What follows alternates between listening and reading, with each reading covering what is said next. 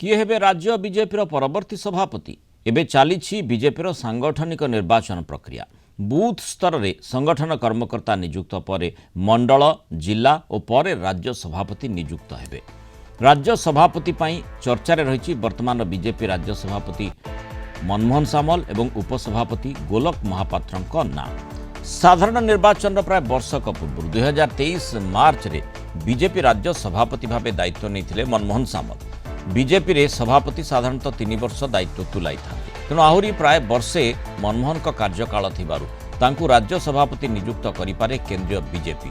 जदि नेता परिवर्तन हुअंती तेबे गोलक महापात्र ना आगरे रही दल तांकु जो दायित्व देव से ताकु सुचारू रूपे तुलाइबे बोली कहिसंती गोलक। दल तांकु मंडल सभापति राज्य उपसभापति पर्यंत दायित्व देइछि।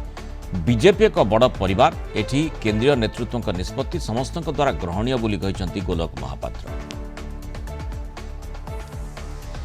निश्चित भाव में दल जितेबाला दीर्घ समय आम कम कर 40 वर्ष कम कर मोर राजनीतिक जीवन आरंभ होता मु गोटे मंडल गोटे वार्डर सभापति मोर पॉलिटिकल लाइफ 1986 मसीह आरंभ करी।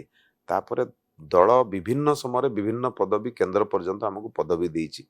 आम से पदवी नहीं तार आमर गोटे लक्ष्य रही आम कम करूँ। पदवी आम बड़ नुह, कौन सी पदवी मिले आम नहीं कम करूँ। निश्चित भाव में पार्टी पाखे आम ऋणी। आमको गोटे पार्टी नेशनल पॉलिटिकल पार्टी आमको सबु बेले काम कर सुजोग देछि। कौन दब आम से चिंतित नुह। दलटार सभापति दलटा प्रिजाइड करती किंतु पार्टीटा को चलांती पार्टीर कार्यकर्ता मैंने चलांती।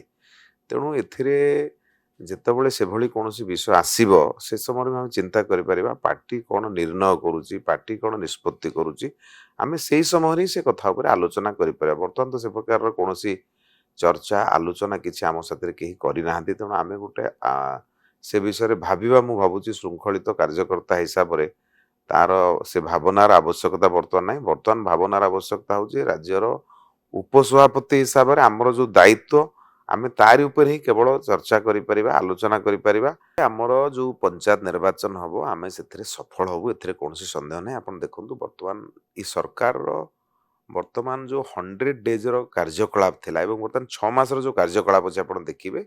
ए कार्यकलाप को आपण जदि अनुध्यान करिवे जे एभली क्रियाशील सरकार आगुरु नथिला। गोटे सरकार जे लोकंक सरकार, लोकंक पाखेरे जो जेतेबेले जहाँ समस्या उपजुची से समस्या को केमती अविलंबे समाधान करा जाउची आपण देखुचंदी। मु अनेक गुडे उदाहरण मध्ये आपनको आगे देली। तेणु 6 मास भितर सरकार तार गोटे टेलर लोक मानक आगे देखैचंती किभली भाबरे काम करा जाए।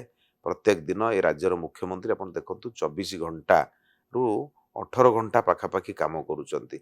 आमर केंद्र मंत्री माने धर्मेंद्र प्रधान ताको मध्ये आपण देखिबे से दिल्ली संभाळिया सहित ओडिशा मध्ये आसुचंती। ओडिशा व्यापक मात्रा निजर जनसंपर्क निजर कार्यक्रम ओडिशार केमती विकास हो, दिल्ली केमती अधिका व्यवस्था ओडिशा को आसी पारिबो, ए सब कथा पे लागुचंती।